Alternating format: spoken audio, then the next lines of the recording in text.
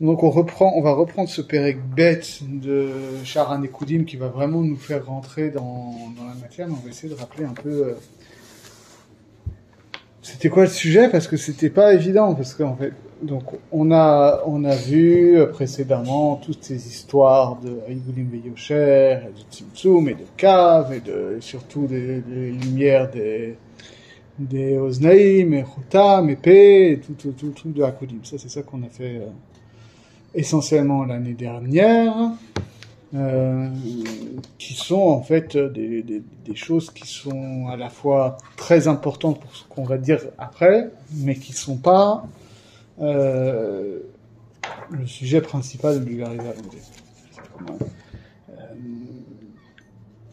qui sont des choses, comme on l'a vu, où on n'arrive pas vraiment à savoir où il a trouvé ça dans le Zohar, alors que là on va voir que le Zohar il va être cité quand même plusieurs fois, ça va être une source centrale, et que le grand sujet du Arizal, c'est cette histoire de Shvirat HaKelim, de Mitat HaMelachim, et de comment est-ce que ça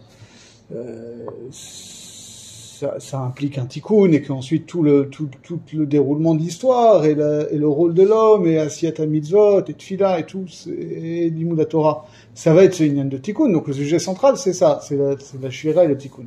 Ça concerne justement Nekoudim.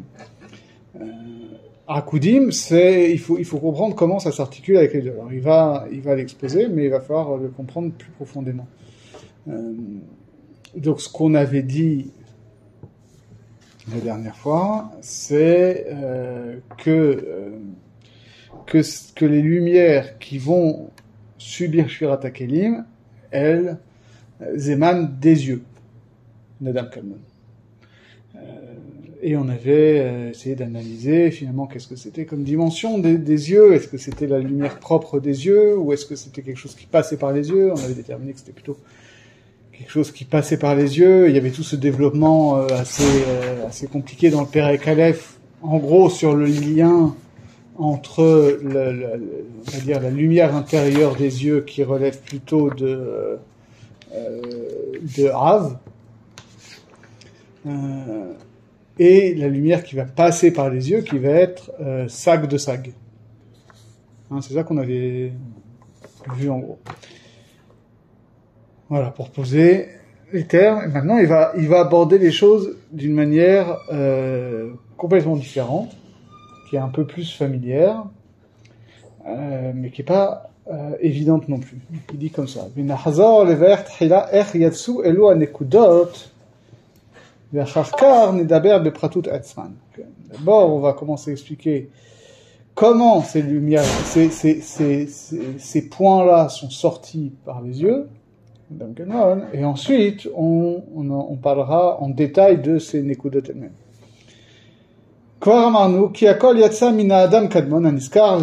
D'accord, donc tout évidemment, on est toujours dans ce qui sort de Adam Kadmon, qui a Hakoudim igiyu ad hatabur.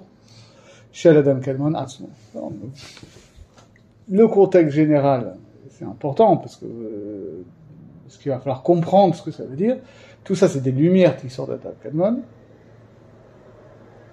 Et je rappelle qu'il avait dit, on l'avait vu, ça, ce qui nous avait étonné, que au début de Pérec Aleph de Sharan Ekoudim, il avait dit, il y a pas en tant que tel de dimension de Ma et de Ben à l'intérieur d'Adam Kadmon. Il y a la dimension de Av et de Sag. Ça va être la grande question de comment ça se passe, mais on est surtout sur ces sujets-là de Av et de Sag. Et donc, tout ça sort de Adam Kadmon, et tout ce qu'on a vu précédemment, les Hakoudim, donc toutes les lumières, les derniers degrés de Av, de Sag, qui sont les lumières de Hakoudim, qui sortent de la bouche, ça arrive jusqu'au nombril de Adam Kadmon. Il va falloir comprendre ce que c'est que ce nombril. Moins géographiquement, on va essayer de mieux. Afalpi she'amarnu she'aorot yotzim derech nigbe ape ve'achotam zeu aikar haorot. Alors il rajoute aussi autre chose où il va pas tellement s'attarder dessus après, mais ça va être important en fait pour l'analyse. Même si on a dit que les lumières elles sortent par les orifices de la bouche et du nez, et des oreilles d'ailleurs, Zeu Ikar Haorot. Ça, c'est l'essentiel des lumières. La partie principale des lumières. אבל ודאי גם דרך קוטלי ודופני הגוף של זה האדם קדמון בוקע ויוצא אור ומאיר תמיד בהם. Mais en réalité, la lumière, elle va aussi se diffuser, elle va aussi percer à travers les parois du corps d'Adam Kadmon lui-même et sortir et éclairer tout autour. Donc il y a donc là déjà il y a deux dimensions. On nous dit mais bon, on va essayer d'introduire un vocabulaire qui va se vérifier parce que sinon on va pas s'en sortir. Mais que la lumière qui sort on a vu de Oznaim et Chotam épée, c'est Or Yachar, c'est une lumière qui relève de la dimension du cave, de la dimension rectiligne. Mais ce qui va, a priori, ce qui irradie de tout le corps de Adam Kadmon, ce sera plutôt une dimension de Igulim. On va poser ça pour l'instant, on va essayer de voir ce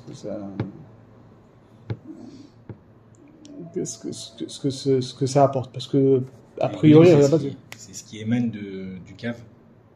Alors les Igulim, c'est oui et non, c'est-à-dire que c'est ce qui se construit en même temps que le cave, mais qui est, on l'a dit, plutôt la dimension naturelle, c'est-à-dire la dimension non orientée, comme un cercle où il n'y a pas de haut et de bas, de droite et de gauche, quoi.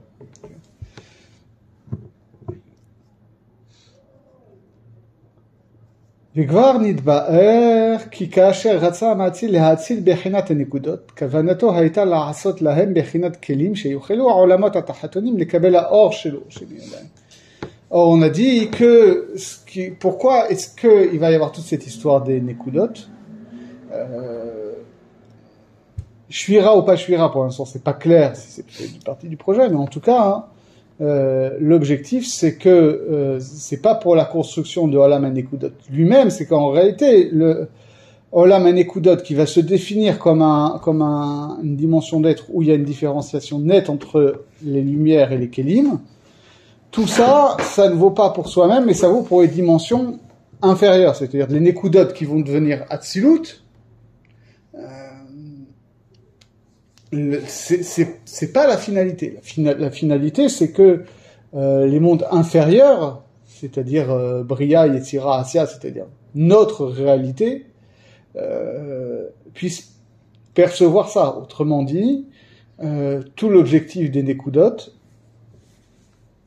c'est pas si on dit que Atzilut c'est la forme manifestée du divin, c'est l'auto-manifestation de Dieu sous la forme de ses noms, de ses attributs, etc. C'est pas ça la finalité. C'est le but de l'auto-manifestation du divin n'est pas l'auto-manifestation du divin. L'auto-manifestation du divin est un moyen pour un objectif qui est qu'il y ait quelque chose d'autre que Dieu, de radicalement autre que Dieu, qui puisse connaître Dieu. Qui puisse connaître Dieu par l'intermédiaire d'Atzilut, par l'intermédiaire de la manifestation que Dieu se donne. Et ça, c'est très très important. Parce que très souvent, on va te présenter comme, en gros, l'objectif c'était qu'il y ait Atzilut avec Orot et Kelim, et que ce soit stable et que ça s'arrête là.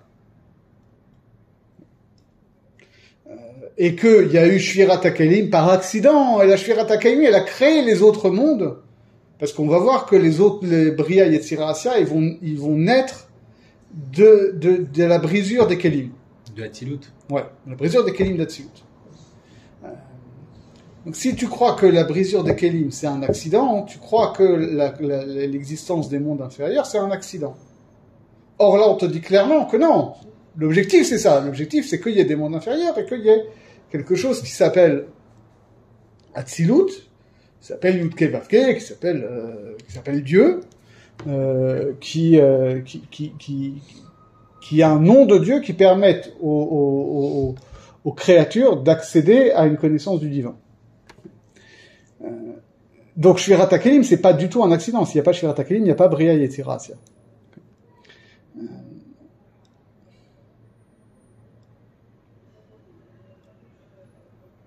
Et ce qu'il ne précise pas, mais qu'il faut bien comprendre ici, c'est que le lieu ontologique, on va dire, de ces mondes-là, c'est précisément qui vont donc se construire autour d'Adam Kadmon. Adam Kadmon, c'est l'axe de toutes les réalités. C'est la partie la plus intime de toutes les réalités. Et les mondes inférieurs, ils vont justement s'étager en dessous du nombril d'Adam Kadmon. C'est pour ça qu'il parle ici du nombril. C'est-à-dire que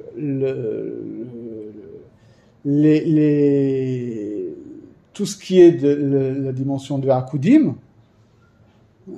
toutes les lumières de la bouche, des oreilles et du nez, on a dit ça touche que jusqu'au nombril.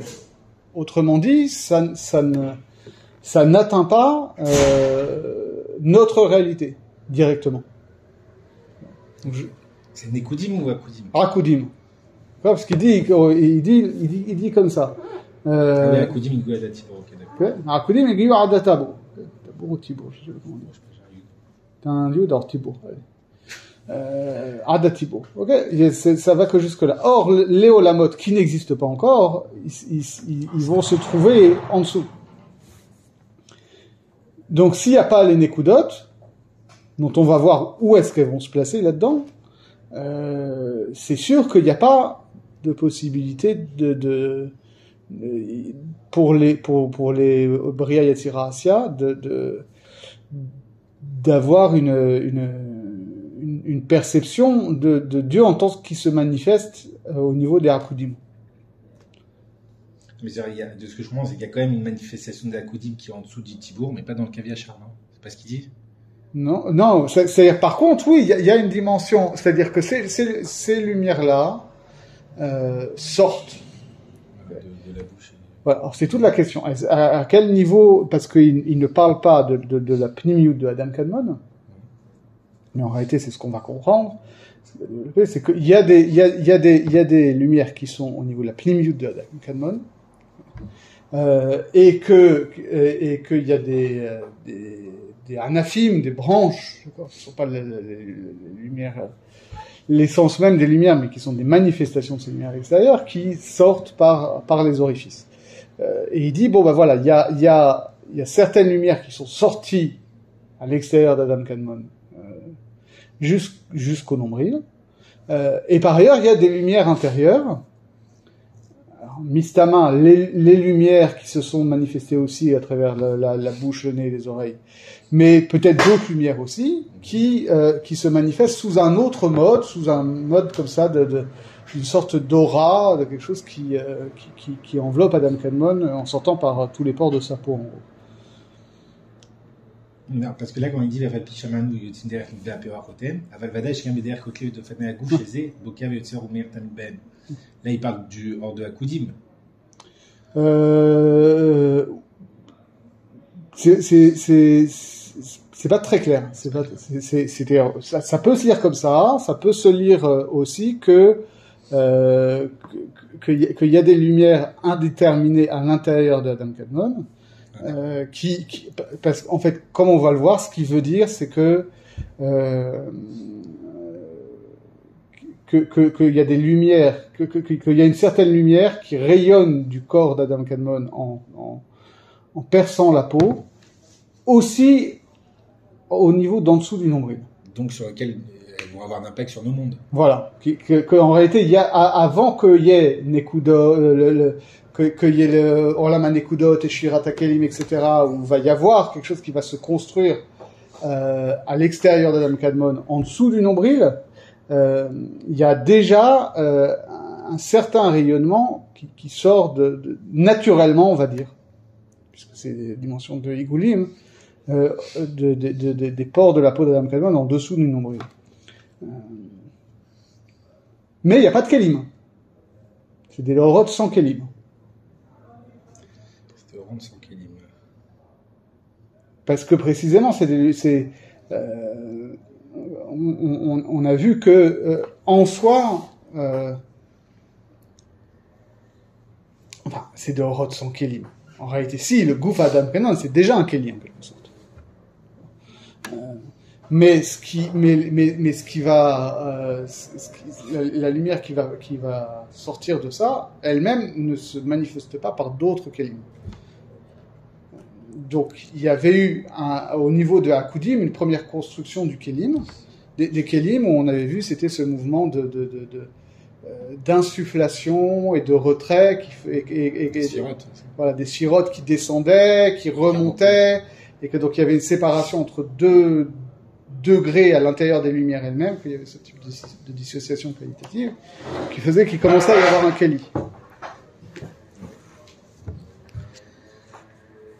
Ces Kelim-là, ils vont construire Nekudim. Et ensuite, là, la question va être comment est-ce qu'à niveau de Nekudim, il va y avoir une distinction plus radicale entre Orot et Kelim. Comment ça va? Ça va venir après, c'est pas encore ce périple-là.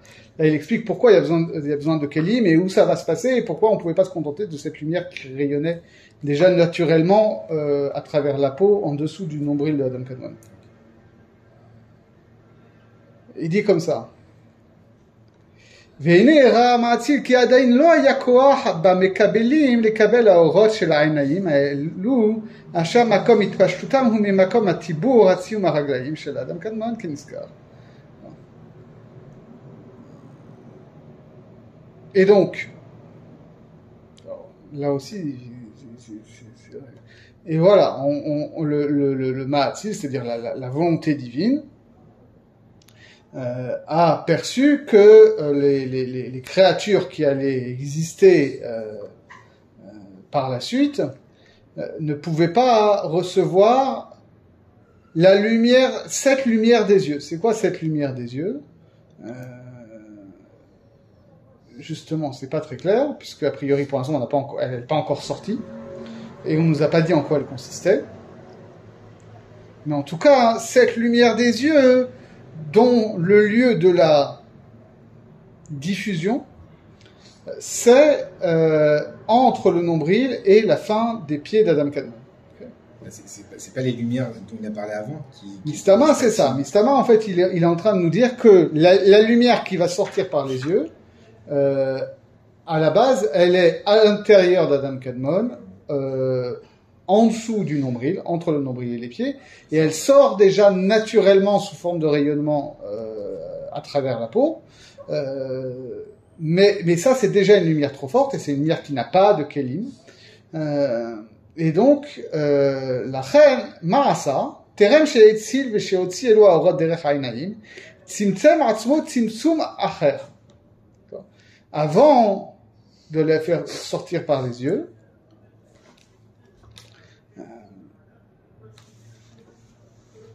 mais elle ne serait pas forcément sortie par les yeux en tant que telle d'ailleurs. Je pense qu'il va falloir introduire assez rapidement pour qu'on avance des notions que les chaînes expliquent, parce que sinon là, c'est assez fou. Il dit, il a provoqué en lui-même un autre Tzimtzum. Et en réalité, on voit voilà, qu'il y a plein de Tzimtzumim, que les choses se répètent, donc on peut comparer ce qui se passe à chaque fois. Et il va expliquer en quoi ça consiste précisément, ce Tzimtzum.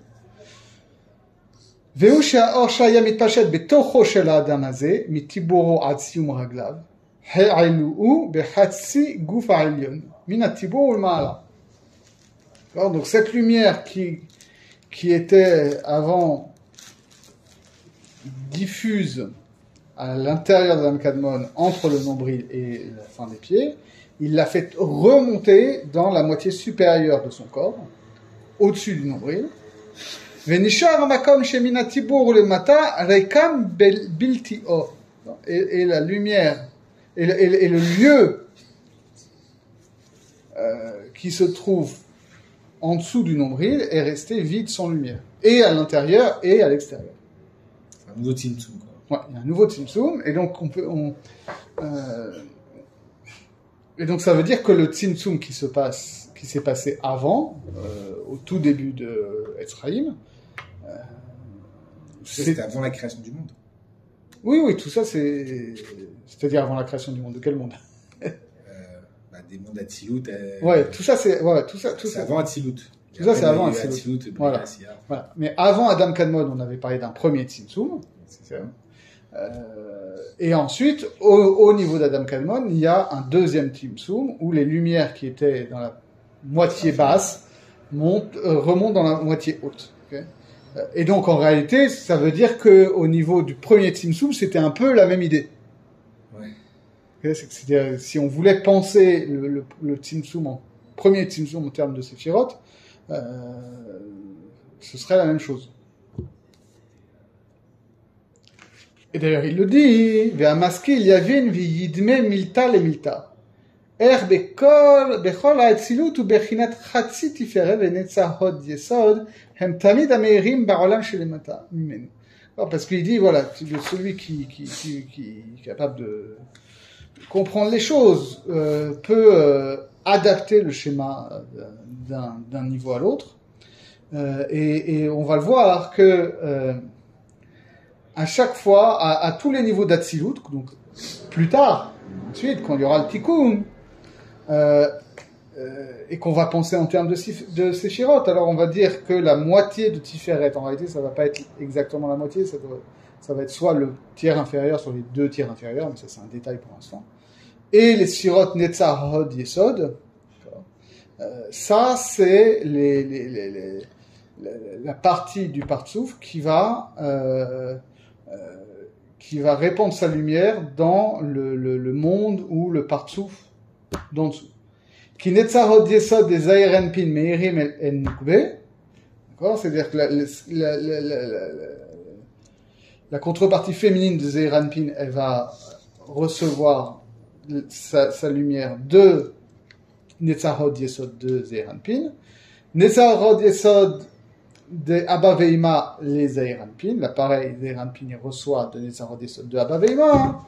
Netzahod Yesod de Zeranpin Meirim les Abba Veima.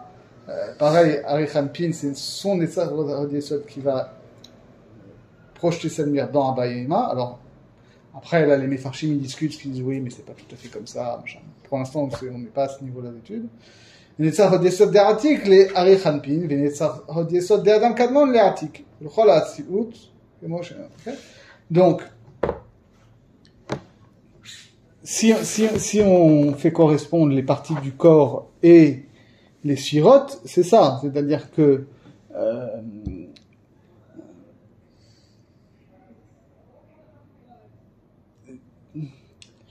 Tiferet, c'est le tronc. D'accord? Et donc, il y a trois parties. Il y a la partie entre le ras du cou et la poitrine. Ça, c'est le tiers supérieur. La partie entre la poitrine et le nombril, c'est le tiers du milieu. Et la partie entre le nombril et le bas du ventre, c'est le tiers inférieur. Et donc, en termes de séphirot, ça veut dire que Keter Chochma Bina de Tiferet, ça correspond au tiers supérieur. Chesed Gvura Tiferet de Tiferet, c'est le tiers du milieu. Netzah Hod Yesod de Tiferet, c'est le tiers d'en bas. Et ensuite, Netzah et Hod, c'est les deux jambes, et Yesod, c'est les parties intimes. Et typiquement, voilà, tout ce qui va être en dessous du nombril, c'est quoi la différence avec ce qu'il y a au-dessus ? C'est que finalement, c'est déjà en dehors du corps, en quelque sorte. C'est-à-dire que aussi bien les jambes et les organes sexuels, c'est quelque chose qui sont des appendices du corps, c'est pas le corps lui-même, en quelque sorte. Et surtout, c'est surtout pour Yesod, mais Netzah et Hod sont associés, parce que parfois on va dire que Yesod c'est la verge et Netzah et Hod c'est les testicules, par exemple, ça va être aussi ça, symbolique. Et ça, c'est typiquement ce qui nous permet de nous unir à l'altérité, d'avoir un rapport au monde extérieur, et surtout d'engendrer, d'avoir un rapport créateur au monde. Mais c'est quelque chose qui justement nous projette vers l'extérieur.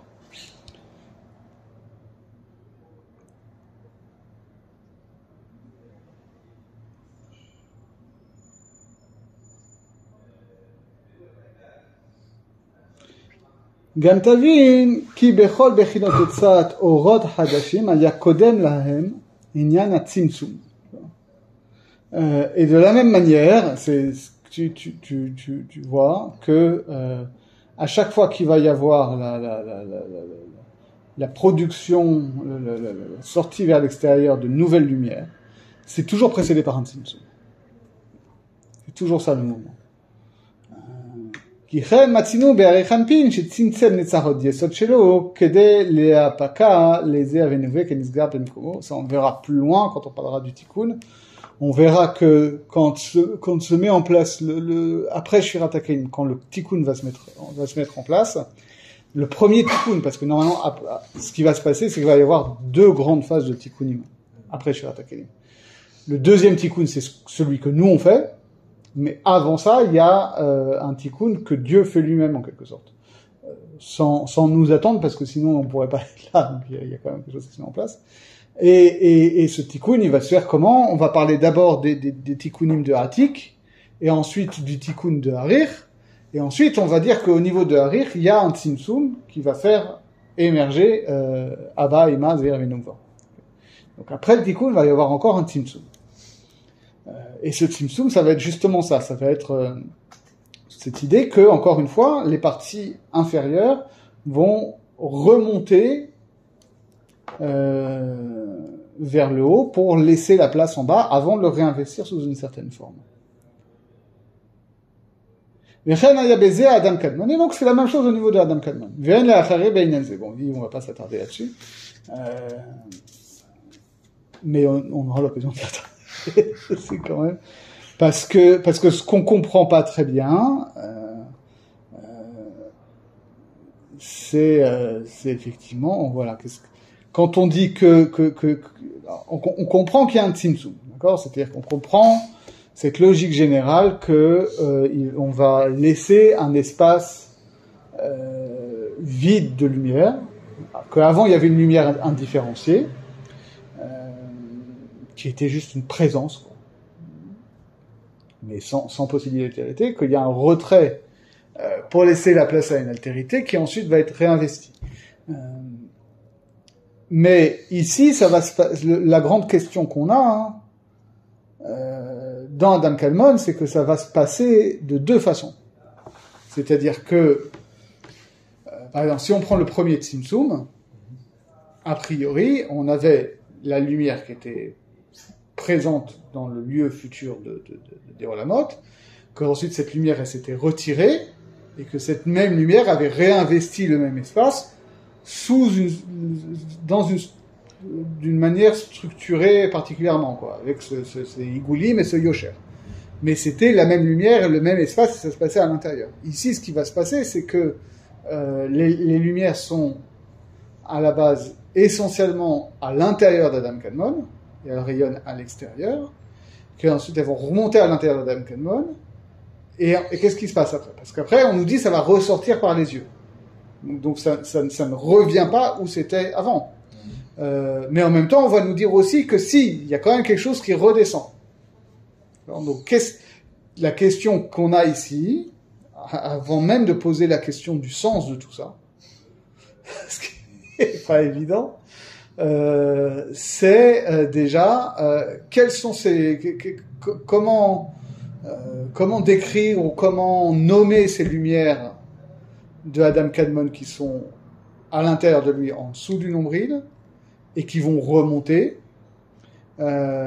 Et ensuite, qu'est-ce qui, de ces lumières qui étaient a priori en dessous du nombril, qu'est-ce qui va sortir par les yeux, et pour être à l'extérieur, et qu'est-ce qui va redescendre à l'intérieur?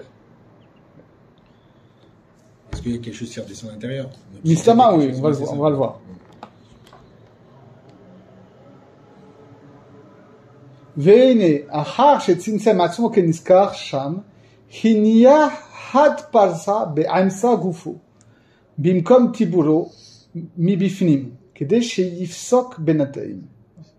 Après le tzimtzum, il y a une deuxième chose qu'on avait déjà vu d'ailleurs dans le premier tzimtzum. On avait dit que dans le premier tzimtzum, il y avait la lumière des Igoulim qui réinvestissait l'espace vide du tzimtzum n'allait pas se coller directement au Or Ein Sof qui environne, mais qu'il y avait un espace qui formait en quelque sorte une barrière de différenciation, une limite entre les deux.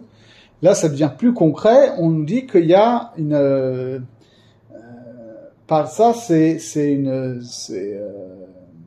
un écran. Il y a un écran qui est tiré au milieu du corps, au niveau du nombril, à l'intérieur, afin de créer une rupture entre les deux, c'est-à-dire entre la partie haute et la partie basse. Ça correspond anatomiquement au diaphragme. Le diaphragme, c'est un voile de chair, de muscles, qui sépare les poumons en haut des entrailles en bas. C'est ça qui est décrit ici. On ne sait pas ce que ça veut dire, mais anatomiquement, ça correspond à ça. Veusod yehi rakia betoch hamayim vehi mavdil ben mayim le mayim keniskab besefer zohar. Ça correspond à ce qui est dit dans la Torah, dans le récit de la création, au deuxième jour, qu'il y ait un rakia, on traduit par firmament, mais qui est en fait racine reka, c'est quelque chose qui est étendu, qui est étalé, c'est une toile tendue au milieu des os et qui va séparer entre les os d'en haut et les os d'en bas. Et le Zohar l'interprète anatomiquement. Alors il faut qu'on regarde un peu le Zohar. J'ai plus de batterie. Voyons voir. Je l'ai noté ici. Donc dans le Zohar, dans le premier volume dans Bereshit, Daf Lamed Bet. Lamed Bet, Amoud Bet. Tu as regardé ou pas? Ou tu as marqué Amoud Bet? Ouais, c'est écrit. Ah, c'est pratique. J'ai que Lamed Bet. J'ai retrouvé.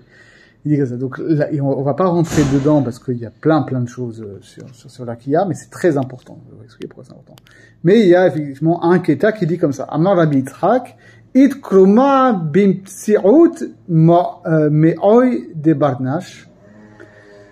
Donc Rabbi Yitzhak qui dit il y a une membrane au milieu des entrailles de l'être humain, dehu pasik mitata le'ila, qui à la fois sépare l'en bas de l'en haut, vesha'iv me'ila ve'yahiv letata. C'est ça qui est très important, mais contrairement à ce qu'on pourrait croire, c'est que cette membrane, elle n'est pas imperméable. En tout cas, elle n'est pas imperméable dans les deux sens, parce que elle va puiser d'en haut et donner dans l'en bas. Car gavnada rakia ihu be'imtsaita, et de la même manière, le rakia, donc a priori pshat dans la Torah, il est tiré au milieu de la création. Karima al-inun hevata diltata, et il se tient au-dessus des hayot qui sont en bas de la Merkava. Veu parish ben mayin ilain et tatahin, et il fait la séparation entre les eaux d'en haut et les eaux d'en bas. Tahaze inun mayin aidu ve'olidu hashucha, et voir cette chose-là, que ces eaux-là, ces eaux d'en bas, c'est elles qui vont engendrer l'obscurité.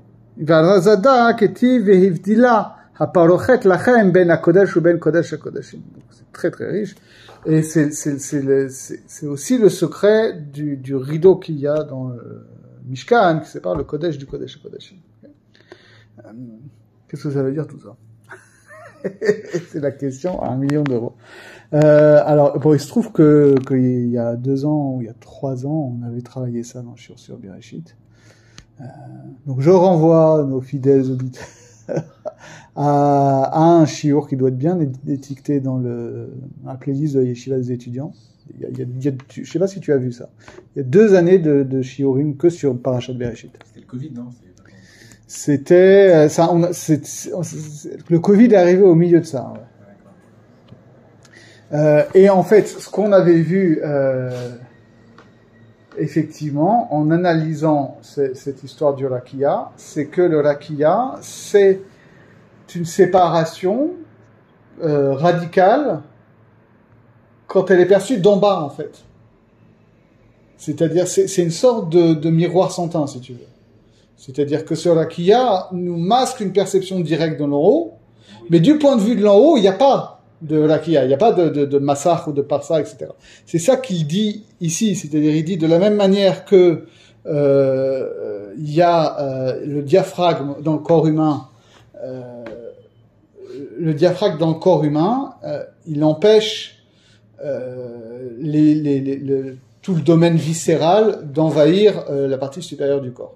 Parce que si tu as tout l'appareil digestif qui remonte au niveau des poumons et tout ça, ça se mélange, c'est pas terrible au niveau santé. Mais à l'inverse, ce qui se passe en dessous du diaphragme doit rester en dessous du diaphragme. Mais en même temps, ce qui se passe au-dessus du diaphragme, c'est ce qu'on va dire les fonctions nobles de la respiration, du cœur, etc. Ça influe directement sur ce qui se passe en dessous, d'accord ? Et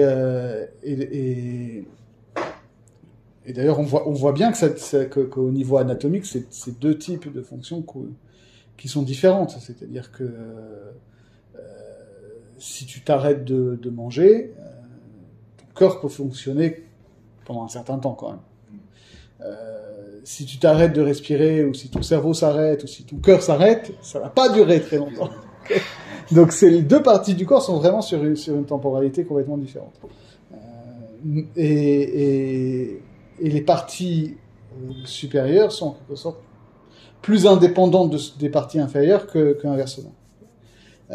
Et là c'est pareil, c'est-à-dire que le rakia au niveau de la création, c'est ce qui permet de donner l'impression au monde d'en bas qu'il est séparé du monde d'en haut. Mais en même temps, du point de vue du monde d'en haut, il n'y a pas de séparation, et le monde d'en haut a une hashpa constante sur ce qui se passe en bas. D'accord ?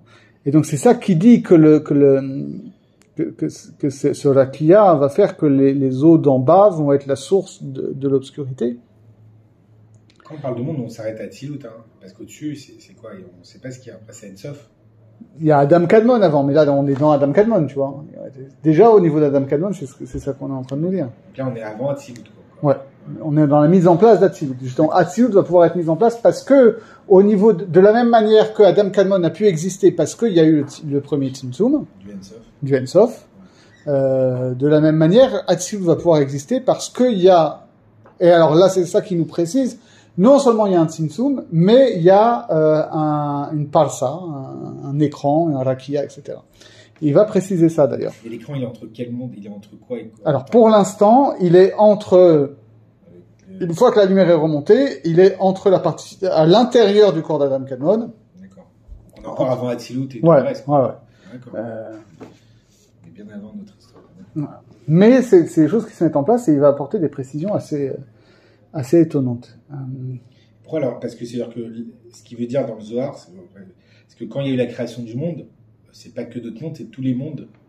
C'est que en réalité, voilà, on te décrit dans Bereshit quelque chose qui a l'air de relever du monde matériel, mais il te dit finalement c'est quelque chose que tu vois aussi dans le microcosme du corps humain. Et donc si tu vois ça dans le microcosme du corps humain comme tu le vois dans le cosmos visible, en réalité c'est un schéma qui s'applique à tous les niveaux d'être. Et donc il te dit c'est aussi le rakia parce que dans Yecheskel on te dit qu'il y a un rakia au-dessus de la tête des chayot.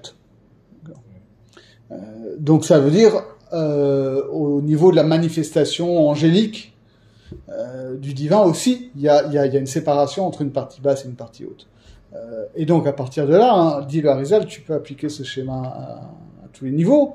Et lui lit le Zohar. Quand le Zohar dit dans le corps de l'homme il y a un diaphragme qui sépare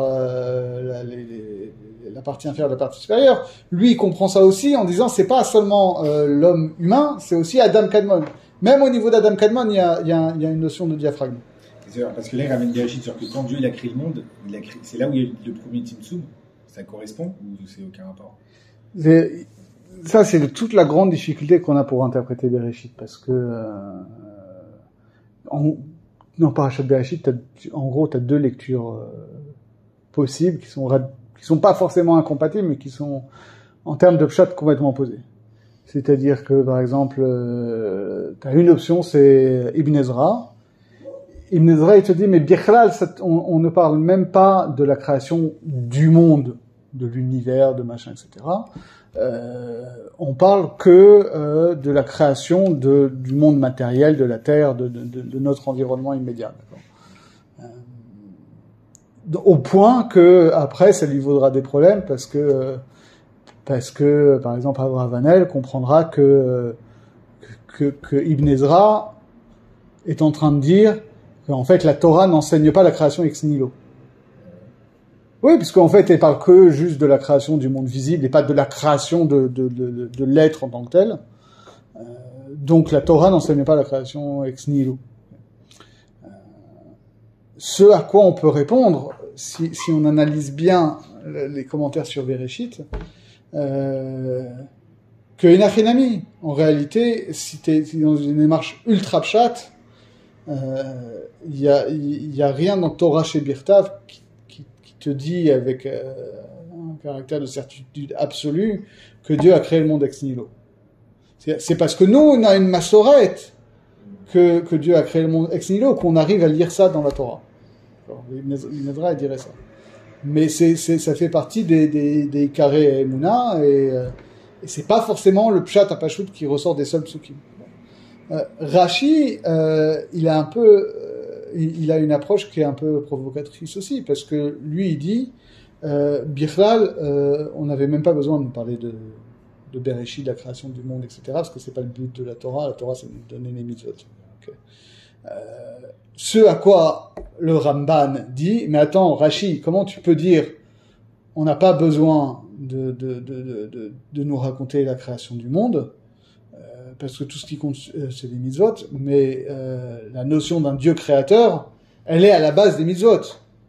Si t'as pas un Dieu créateur, qu'est-ce que tu t'en fiches que t'entends une voix au Sinaï qui te donne les mitzvot?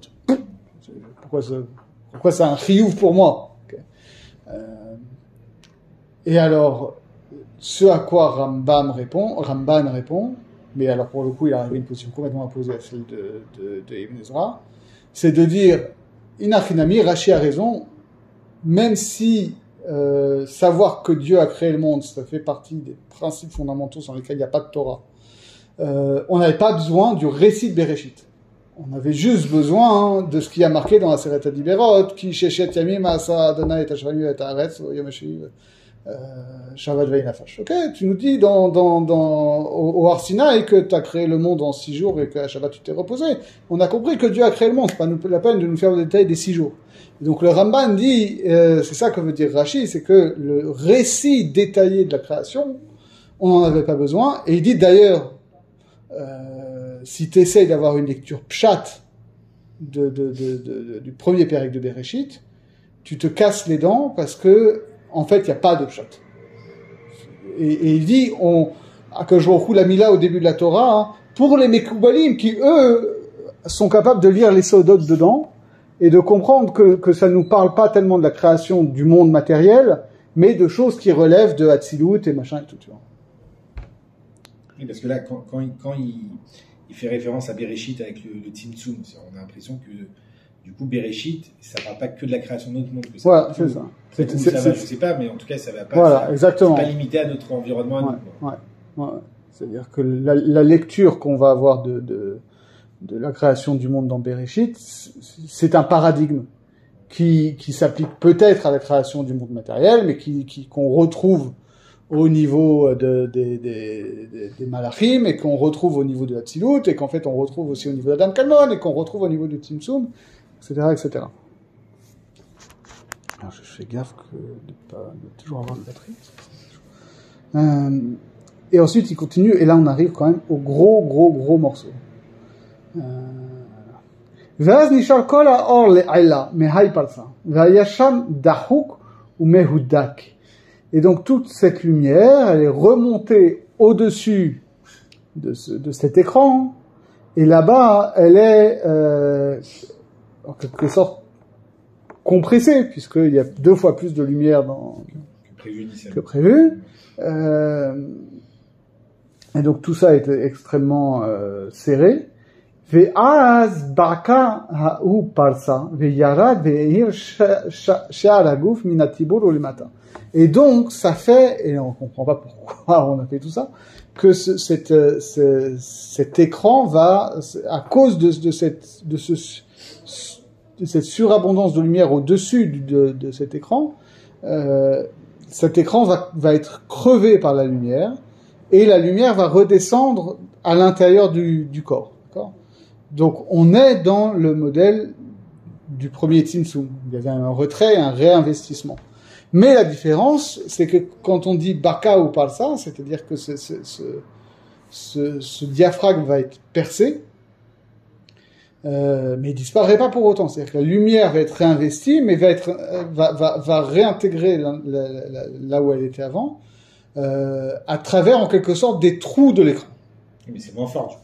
C'est moins fort, et il faut pas négliger ça, parce que si le Zohar s'appelle Zohar, c'est lié à ça. Parce que c'est quoi le pasouk où on parle du Zohar? C'est dans Daniel, Ve'a maskilim yizharu kezohar arakia. Les maskilim, c'est ceux qui interprètent comme le comprend Zohar. Les maskilim, les gens qui sont initiés au secret kabbalistique, ils vont rayonner, ils vont répandre la lumière comme le rayonnement du rakia, le rayonnement du firmament. Or, on voit que rakia, c'est essentiellement un écran.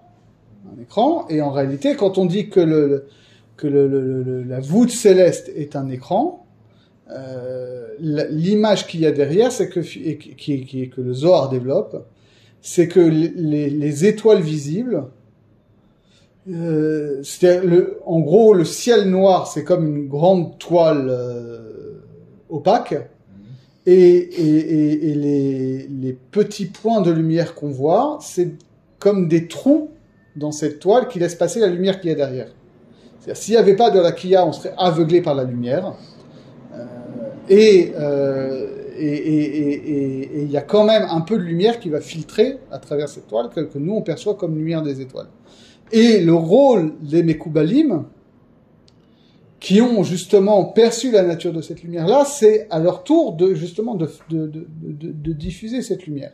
Et donc c'est cette notion, en fait on est déjà dans un tikkun, puisque qu'est-ce que ça va être un tikkun? Ça va être ça, c'est-à-dire que avant on a une phase de lumière qui, parce qu'elle est indifférenciée et trop intense, est impossible à être saisie et imperceptible en tant que telle. Et en quelque sorte, cette lumière-là va être filtrée, canalisée par des trous, par des canaux, etc., qui va nous permettre de la saisir.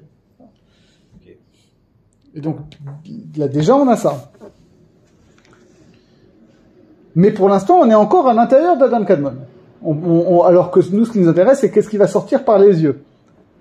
Ça ressort plus par le gouffre. Non, ça ressort, ça redescend à l'intérieur du gouffre à travers des trous dans le diaphragme. Et après, du gouffre, c'est plus assez fort pour ressortir de... Voilà, mais Sama, c'est plus assez fort. On va voir. L'Echem, il va développer tout un truc dessus. Mais, voilà. Zohi bechinat parsa aniskeret beresh idra rabba bidrush ve'ele amelachim. Alors là, c'est le gros morceau. Et ce parsa, cet écran, c'est celui qui est mentionné justement au début de la Hidra Rabba. Hidra Rabba, c'est donc, tu vois ce que c'est Hidra Rabba ou pas? Je sais qu'il y a Rabba, Hidra Rabba, Hidra Zuta. Voilà, alors ça c'est le gros morceau. Parce que, donc, dans le Zohar, Dans le Zohar, il y a plusieurs textes en quelque sorte. Le gros du texte, c'est sous la forme d'un midrash, même si en réalité c'est pas vraiment du midrash, mais d'un pseudo-midrash qui suit les psukim de la Torah et qui fait développement, comme on a vu là, voilà, dans Parashat Bereshit, il y a le pasuk Yehye Rakia, donc il y a 2 pages de développement sur le Rakia et plein d'interprétations kabbalistiques, contradictoires par contradictoires, etc. Parfois, il y a des petits excursus, il y a des trucs qui s'appellent Sitrei Torah sur la forme des lettres, il y a tout un passage qui s'appelle Echalot sur les palais angéliques, etc. Et puis, il y a en gros 3 textes qui sont à part, qui sont insérés dans le Zohar, mais qui sont à part. Il y en a un qui s'appelle Sifra Ditsniuta, qui est anonyme et qui se présente comme une Maserhet de Mishnah en 5 prakim, mais hyper obscur. Tu comprends rien du tout. C'est pas le même vocabulaire que dans le reste du Zohar. Déjà, le Zohar, en général, il n'utilise pas les noms des sirotes. C'est que des métaphores, des kinouïm, etc. Mais bon, avec un bon dictionnaire ivri kabbali, tu tires toi à peu près. Dans Sifra Ditsniuta, tu comprends rien à ce qui se passe. Et ensuite, le Sifra Ditsniuta, il sert plus ou moins explicitement de base à 2 autres textes qui s'appellent Hidra Rabba et Hidra Zuta, qui sont des assemblées générales de Rabbi Shimon et de ses élèves. C'est ça que ça veut dire Hidra. L'assemblée Hidra. Ouais. Okay. Où Rabbi Shimon dévoile les secrets les plus profonds. Et en réalité, là-dessus, sur les hydrotes, tous les Mekoubalim avant le Harizal se sont cassés les dents.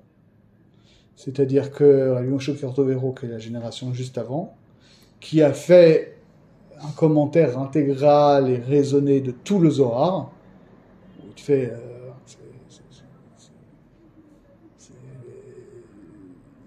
il te prend le Zohar comme des sougiotes, tu vois, avec des couchiotes et des teroutsim, etc. C'est hyper systématique.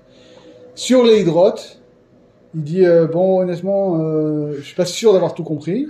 Alors, comme les 2 hydrotes traitent des mêmes sujets un peu dans le même ordre, dans le même vocabulaire, plutôt que de les commenter séparément, je vais faire un seul commentaire des 2 hydrotes en parallèle.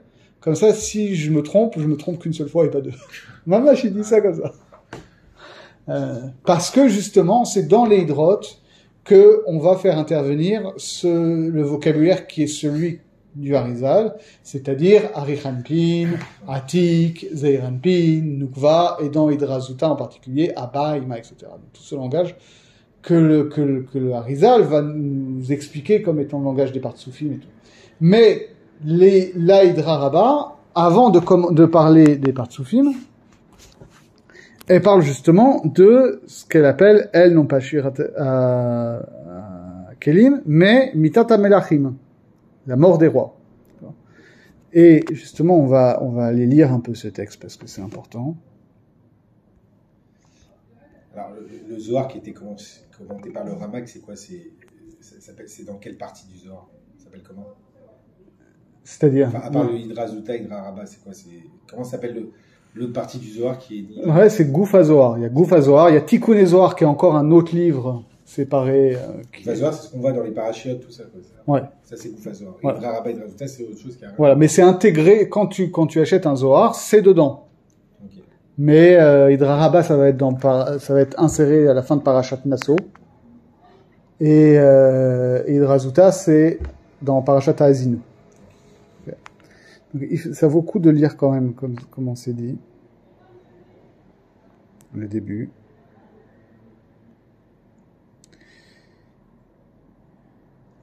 Dit comme ça.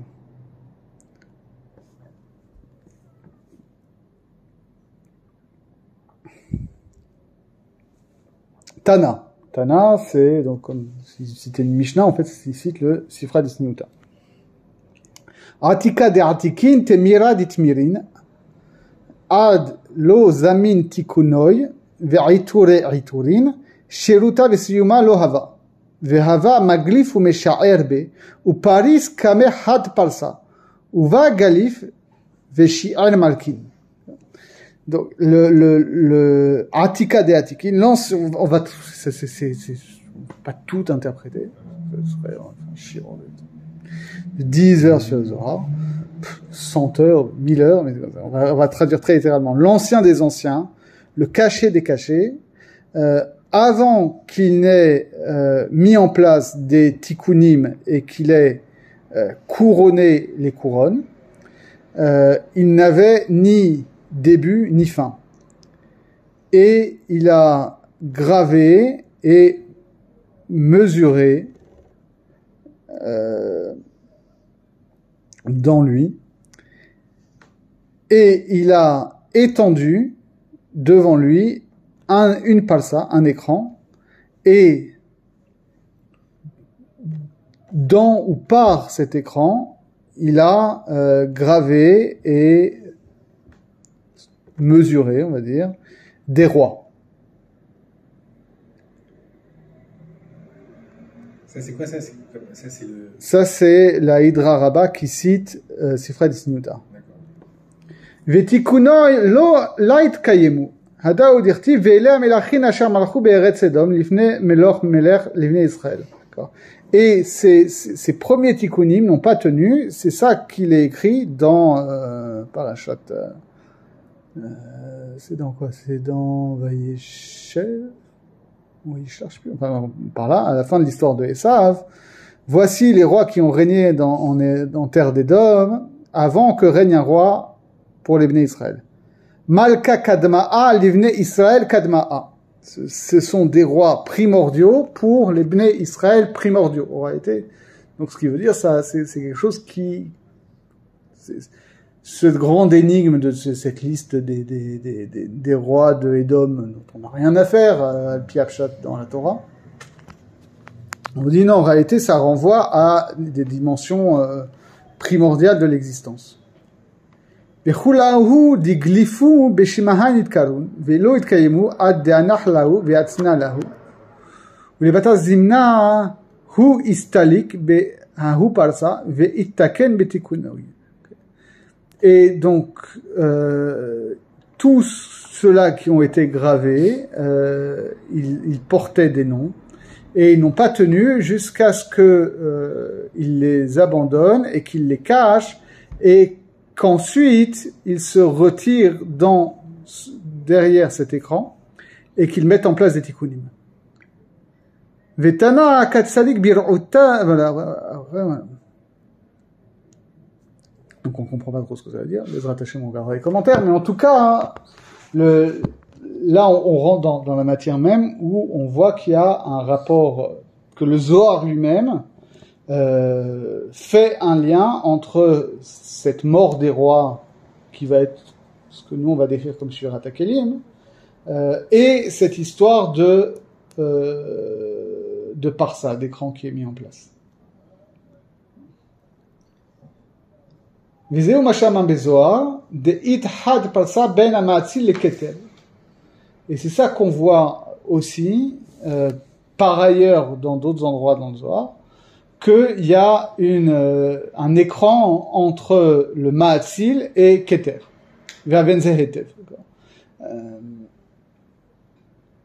Et parce que ailleurs dans le Zohar, ça c'est une notion qui est importante aussi, c'est que on voit qu'on décrit qu'entre Keter et le Ma'atzil, il y a aussi un écran qui est tendu. C'est-à-dire que si on n'est pas dans le Harizal, si on est dans un lecteur simple du Zohar, et qu'il n'y a que 10 Shirot, et qu'il y a Ensof et Keter juste en dessous, entre Ensof et Keter, il y a un écran.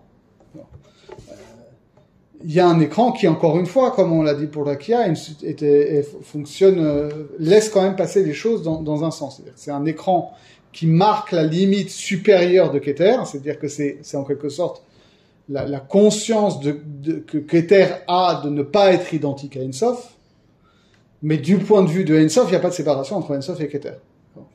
Parce que Keter, fondamentalement, c'est ça. Keter, c'est le Ensof qui se pose comme volonté unique.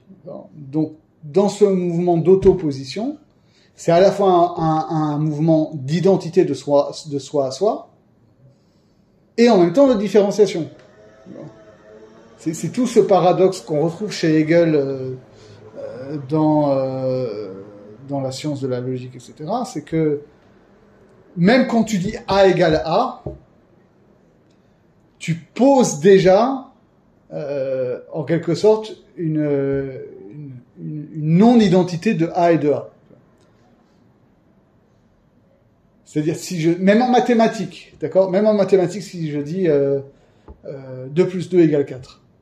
Bah oui, 2 plus 2, c'est la même chose que 4. Mais en même temps, il y a peut-être une distinction entre 2 plus 2 et 4. Puisqu'on a des mots différents pour ça, et peut-être que d'une manière très bébête, pour nous, ça évoque des choses différentes dans l'imagination, et qu'en réalité, mathématiquement, c'est pas. C'est la même chose au sens où il y a une égalité, mais la preuve, c'est que ça demande à être démontré. Tu vois ce que je veux dire? Si je dis 2 fois 3 égale 3 fois 2, à la fois j'oppose cette identité, mais cette identité n'est pas forcément immédiate. Elle est médiée par un principe qui est la commutativité de la multiplication. Et cette commutativité de la multiplication, elle se démontre à son tour. Donc je peux avoir des choses qui sont identiques et qui sont différentes. Et les Havdil et les Fabdelot, Ensof et Keter, c'est la même chose. C'est-à-dire que Keter, c'est Ensof qui va se poser en tant que principe de ce qu'il va y avoir en dessous. Donc c'est Ensof qui se pose en tant que volonté, que volonté infinie. Mais cette volonté infinie, elle est différente de l'infini, au-delà de la différence entre volonté et non-volonté, en quelque sorte. Et donc c'est ça, il y a, du fait qu'il y a une différence entre Keter et Ensof, il y a en quelque sorte une limitation qui s'impose à Keter, qui est cette palsa. Mais si tu lis que le Zohar, les parties pshat, on s'entend, hein, les parties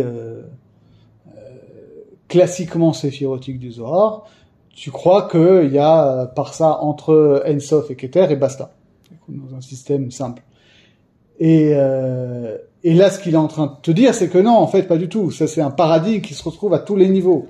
Comme on le voit, Omnam Emet hu de kama golgaltin it de let lahu chushbana keniskar belesh. Alors, je ne vais pas faire la suite, mais toute la suite de la Hydra Rabbah, vraiment les lignes suivantes, ça va être comme ça qu'on va évoquer d'abord très rapidement les tikkunim, et les tikkunim vont être décrits sous la forme de têtes, et que de chaque tête dépendent des milliers de mondes, et des centaines de milliers de mondes,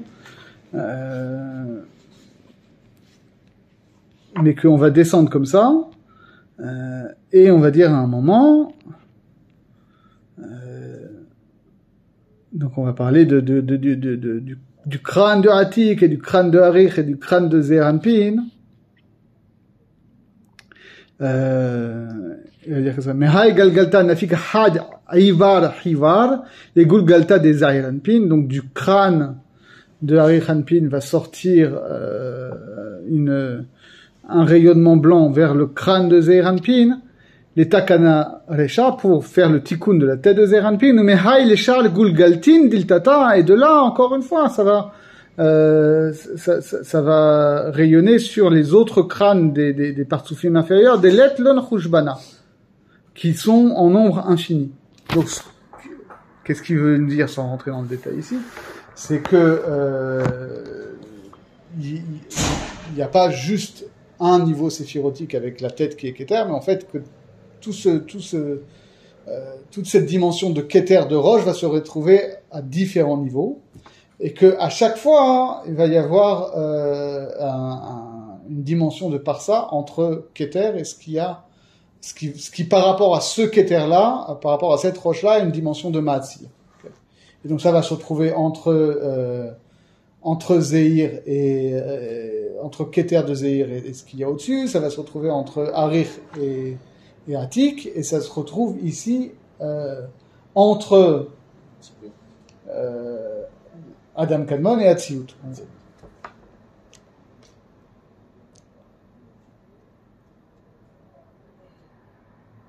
Ouais, Hatzilut, il est en dessous du Tibour. Ouais. Et il dit comme ça, voilà. Donc il dit que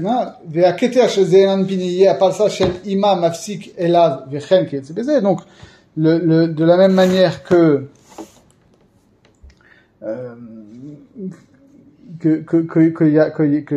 comment ça va se passer en termes particuliers, par exemple, Keter de Zeir Anpin, c'est quoi son parsa? Ça va être le diaphragme en quelque sorte, qui est au niveau de l'intériorité de Ima, qui est le partsouf immédiatement supérieur. D'accord? C'est-à-dire que, comme il l'a dit, Netzahod Yesod de Ima, c'est ce qui va pénétrer en Zeir Anpin, et à l'intérieur de Ima va y avoir un parsa qui va faire la séparation entre ce qui va aller vers Zeir Anpin et ce qui va rester en propre à Ima. Et tout ça à tous les niveaux.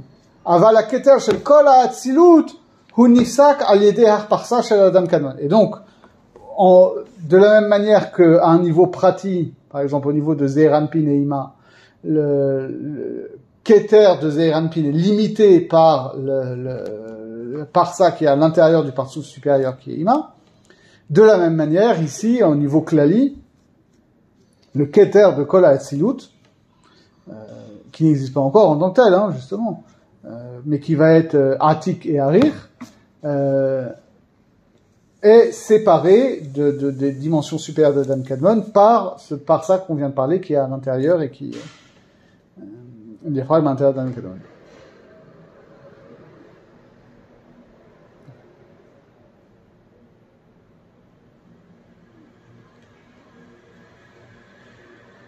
Et là, il précise quelque chose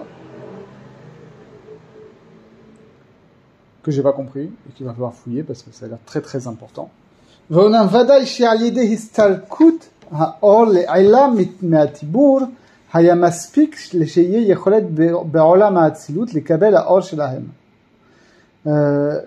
c'est sûr que le simple retrait de la lumière vers la moitié haute du corps d'Adam Kadmon, ça aurait suffi à ce que le Olam HaAtzilut reçoive sa lumière propre. Aval eno maspik latet koach el Olam HaBriya gamken. Et ça n'aurait pas suffi pour que le monde de Bria, lui aussi, puisse recevoir la lumière. Et la chen aussi berchinat acheret le'aniach sham Auto à Massach et à Parsa. Et c'est pour ça que il y a cette deuxième chose qui est cet écran et ce diaphragme. Donc, autrement dit, Nimsa Shem Shne Dvarim. Il y a deux aspects. On avait cru que c'était un seul aspect, mais en réalité, il y a deux aspects. Tzimtzum haor lema'ala. Kede sheyochal ha'atzilut lekabel or shelo. Ve'inyan ha'parsa haya lesheyochal ha'briya lekabel or. Il y a la dimension du Tzimtzum, du simple retrait de la lumière, et ça c'est au bénéfice d'Hatzilut, c'est suffisant pour constituer Hatzilut. Et ensuite, il y a ce diaphragme ou cet écran qui n'est pas là pour Hatzilut en tant que tel, et qui est là pour Bria. Donc encore une fois, on retrouve cette idée d'anticipation que l'objectif c'est pas Hatzilut, l'objectif c'est Bria. Hatzilut, c'est un moyen pour que Bria perçoive ce qui se passe. Or, s'il y avait juste eu un retrait de cette lumière, et que cette lumière s'était éloignée mais avait continué à briller de loin, ça aurait suffi pour que Hatzilut soit constitué. Parce que justement, Hatzilut, c'est la simple différence entre une lumière non manifestée et non structurée et une lumière manifesté, entre Dieu non manifesté et Dieu manifesté. Mais il n'y a pas de différence radicale en tant que telle. Comme on veut qu'il y ait aussi dans ce qui va être créé une différence radicale, alors là, il y a cette histoire de l'Akia. Donc il y a une autre parsa, quoi. Ouais. Ça, en fait, la parsa dont on parle, on ne parle pas de deux parsa, on parle d'un seul parsa, mais c'est en réalité pas pour Hatzilut, c'est pour Bria. Et en fait, et tu retrouves ça dans le pshat de Bereshit. C'est-à-dire que la création, elle aurait pu être faite en un seul jour. Vayomer Hashem Yehior, Vayehior. Voilà, maintenant il y a le Dieu créateur et il y a une créature qui est la lumière, qui est en réalité la manifestation de Dieu en tant que tel. Et puis ça s'arrête là, et on est dans un monde de lumière, et c'est merveilleux, etc. Ensuite, il y a un deuxième jour qui est, alors qu'on présente comme la catastrophe, l'irruption de la dualité, de la séparation et tout, qui est le Lakia. Mais justement, s'il n'y a pas de Lakia, en réalité, il n'y a pas de monde. Il y a juste une manifestation lumineuse de la puissance créatrice du divin, et ça s'arrête là. Il faut qu'il y ait un Lakia qui fasse obstacle à cette lumière, qui fait qu'il puisse y avoir une différence entre monde lumineux et monde non lumineux, pour qu'il puisse y avoir l'existence humaine, en fait. Okay. Donc, je propose qu'on s'arrête là, parce qu'on a fait pas mal de choses. Et on va essayer de relire ça. Je vais aller voir dans des commentaires qui nous éclaireront sur cette hydra. Je pense qu'on aura des choses intéressantes. Mais c'est l'idée qu'il faut retenir, c'est ça. C'est que ici, on se met en place deux choses.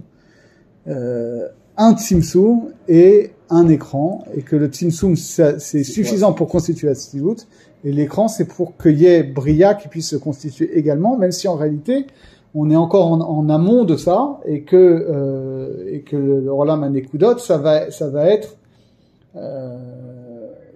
la création de Hatzilut et de la brisure de cet Hatzilut primordial ça va engendrer Bria. Mais donc, ce qui veut dire que l'objectif c'est bien Bria, l'objectif c'est bien la Shvira, et que cette Shvira, elle va être aussi rendue possible par l'existence de cet écran. C'est pas ça. Sinon, il y aurait eu que Hatzilut, et tout aurait été pour le mieux dans le meilleur des mondes, mais en fait, ça aurait pas été notre monde, et il n'y aurait pas eu place pour l'être humain. Ok? Bon, on se voit la semaine prochaine, Bezrat Hashem. C'est bon pour toi. Ouais, c'est bon pour les autres.